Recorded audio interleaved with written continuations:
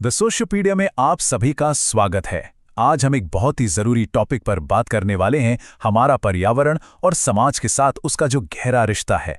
तो चलिए सीधे शुरू करते हैं क्लास 11th सोशियोलॉजी के चैप्टर 3 एनवायरनमेंट एंड सोसाइटी से। इस चैप्टर को अच्छे से समझने के लिए हम इसे 5 हिस्सों में देखेंगे। सबसे पहले हम समझेंगे कि आखिर एनवायरनमेंट और सोसाइटी के बीच का लिंक क्या है। फिर हम देखेंगे कि वो कौन सी बड़ी एनवायरमेंटल प्रॉब्लम्स हैं जिनका हम आज सामना कर रहे हैं। हम भोपाल गैस ट्रेजेडी की केस स्टडी से सीखेंगे। ये जानेंगे कि पर्यावरण असल में एक सोशल इशू क्यों है और आखिर में एक बेहतर भविष्य के लिए सस्टेनेबल डेवलपमेंट के रास्ते पर बात करेंगे। तो सबसे पहले बात करते हैं कि हम इंसानों का यानी हमारी सोसाइटी का नेचर के साथ क्या कनेक्शन है, ये रिश्ता कैसे काम करता है। देखिए, इस पूरे चैप्टर को समझने के लिए एक कॉन्सेप्ट बहुत जरूरी है और वो है इकोलॉजी यानी पारिस्थितिकी।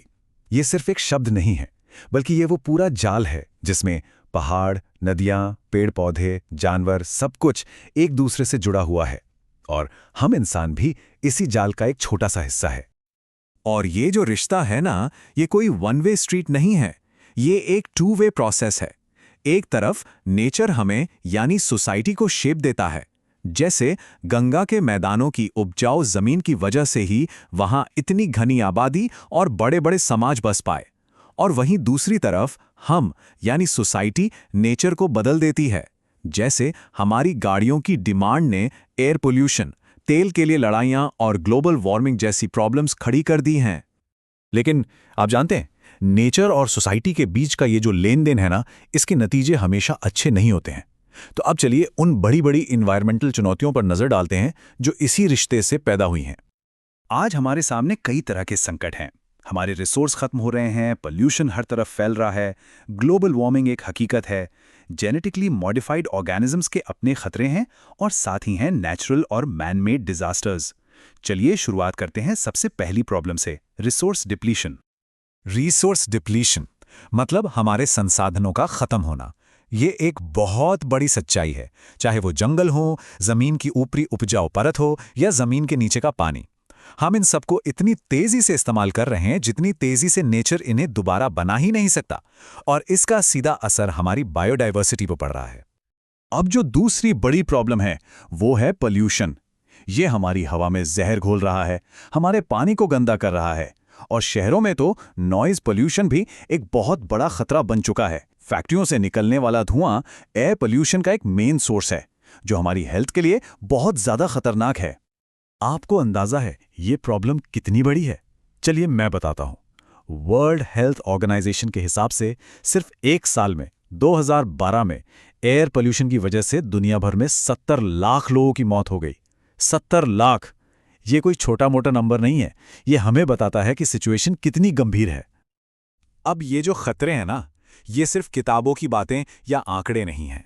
ये असल दुनिया में बहुत भयानक रूप ले सकते हैं, और इसको समझने के लिए हम बात करेंगे इतिहास की एक सबसे दर्दनाक घटना की, भोपाल गैस ट्रेजेडी। 3 दिसंबर 1984 की वो काली रात, जब यूनियन कार्बाइड की एक फैक्ट्री से मिथाइल आइसोसाइनेट नाम की एक जानलेवा गैस लीक हुई। इस जहरीली गैस ने मौके पर ही लगभग 4000 लोगों की जान ले ली और लाखों लोगों को जिंदगी भर के लिए बीमार बना दिया। और यहां यह समझना बहुत जरूरी है कि ये सिर्फ कोई एक्सीडेंट या टेक्निकल प्रॉब्लम नहीं थी। नहीं, ये असल में एक के बाद एक हुई कई गलतियों का नतीजा थी। प्लांट का डिजाइन ही खराब था, एक्सपर्ट्स और कर्मचारियों की चेतावनियों को बार बार इग्नोर किया गया, पैसे बचाने के लिए सेफ्टी बजट में कटौती कर दी गई और पॉलिटिकल पावर का इस्तेमाल करके सेफ्टी रूल्स को ताक पर रख दिया गया। तो भोपाल ट्रेजेडी हमें एक बहुत जरूरी बात सिखाती है कि जो एनवायरमेंटल प्रॉब्लम्स होती हैं ना, वो कभी भी सिर्फ नेचर के बारे में नहीं होती। असल में उनकी जड़ें हमारे समाज के अंदर बहुत गहरी होती हैं। तो फिर सवाल ये उठता है कि हम इन एनवायरमेंटल प्रॉब्लम्स को सोशल प्रॉब्लम्स क्यों कहते हैं? आखिर इसका मतलब क्या है? एक थ्योरी है जिसे सोशल इकोलॉजी कहते हैं।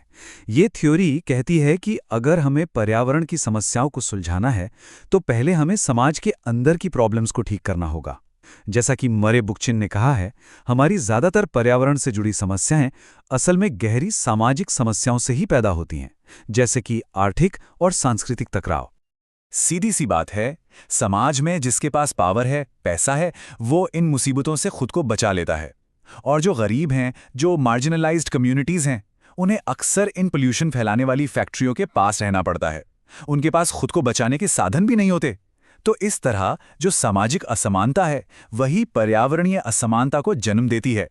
तो अगर प्रॉब्लम सोशल है तो जाहिर है सॉल्यूशन भी सोशल ही होगा। और यहीं से कॉन्सेप्ट आता है सस्टेनेबल डेवलपमेंट का, जिसे हम टिकाऊ विकास भी कहते हैं। अब ये सस्टेनेबल डेवलपमेंट है क्या? इसका आइडिया बहुत सिंपल लेकिन पावरफुल है।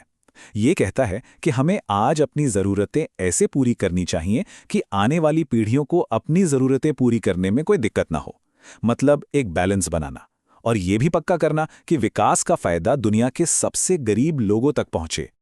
और ये हमें एक बहुत बड़े सवाल पर लाके खड़ा कर देता है, एक ऐसा सवाल जिस पर हम सबको सोचना चाहिए।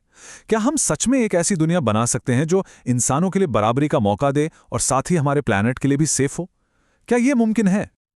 ये एक बहुत बड़ा सवाल है और इसका जवाब आसान नहीं है, लेकिन इस पर सोचना और इस दिशा में काम करना आज की सबसे बड़ी जरूरत है। इसी के साथ पर्यावरण और समाज पर हमारी ये चर्चा यहीं खत्म होती है। अगर आपको इस चैप्टर के डिटेल नोट्स चाहिए तो डिस्क्रिप्शन में हमारे टेलीग्राम चैनल का लिंक है, उसे जरूर चेक करें। हमारे साथ जुड़ने के लिए बहुत बहुत शुक्रिया।